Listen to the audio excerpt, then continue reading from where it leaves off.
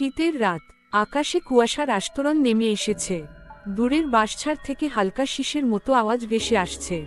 গ্রামটার নাম কল্যাণপুর। ছোট্ট এই গ্রামটা দিনের বেলায় যতই শান্ত সৌম্য মনে হোক না কেন, রাত নামলে ভয়ের এক অদৃশ্য পর্দা নেমে আসে এখানে।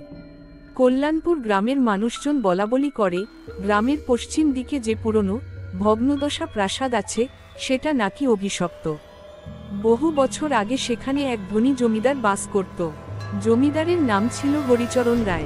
তার একমাত্র মেয়ে ছিল চন্দ্রাবতী। গ্রামজুড়ে সে ছিল সৌন্দর্য আর সরলতার প্রতীক। কিন্তু হরিচরণ ছিল নিষ্ঠুর ও অহংকারী।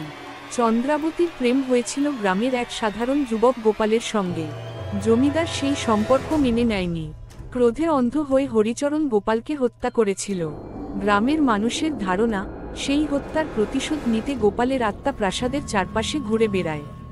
আর চন্দ্রাবতীও এক রাতে রহস্যজনকভাবে প্রাসাদের ভেতরে মারা যায়। তারপর থেকে কেউ আর সাহস করে ভগ্নপ্রাসাদের ভেতরে প্রবেশ করে না। বছরের পর বছর সেই প্রাসাদ ভুতুড়ে জায়গায় পরিণত হয়েছে। রাতে নাকি শোনা যায় কান্নার শব্দ, শিকল টানার আওয়াজ, আর কখনো কখনো ভেসে আসে চন্দ্রাবতীর বীণার সুর। এমনই এক সময় শহর থেকে কয়েকজন যুবক আসে গ্রামে। তারা সবাই আধুনিক, পড়াশোনায় শিক্ষিত। ভৌতিক ব্যাপারগুলোতে তাদের বিশ্বাস নেই। তারা ঠিক করে প্রাসাদে রাত কাটাবে, ভূতের গল্পকে মিথ্যে প্রমাণ করার জন্য। গ্রামের মানুষ তাদের অনেক বোঝালো, ওই পথে যেও না, প্রাণে বাঁচবা না।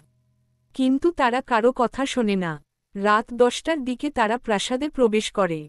হাতে টর্চ, সঙ্গে ক্যামেরা আর খাবার দাবার। প্রথমেই তারা লক্ষ্য করে, প্রাসাদের দরজা যেন নিজে থেকেই কটকট শব্দ করে খুলে গেল। বাতাসে অদ্ভুত গন্ধ, দেওয়ালে পুরনো রক্তের দাগের মতো কিছু শুকনো ছাপ। তারা হেসে বলে, এ সব ভূতের সাজানো নাটক। কিন্তু ঘড়ির কাঁটা যখন 12টার ঘরে পৌঁছালো, তখন ভৌতিক ঘটনা শুরু হলো। হঠাৎ টর্চের আলো নিভে গেল।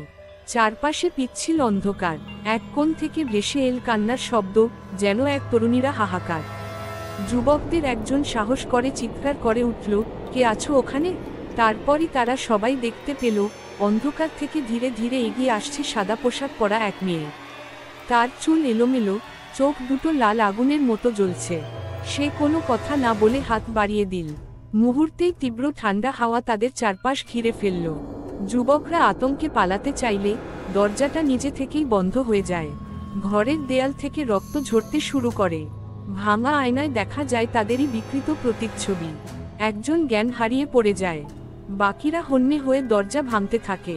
তখনই শোনা যায় পুরুষ কণ্ঠের ভয়ঙ্কর হাসি, আমার ভালোবাসা কেড়ে নিয়েছিলে, তার প্রতিশোধ এখন তোমাদের উপর নেব। সেই কণ্ঠ ছিল গোপালের।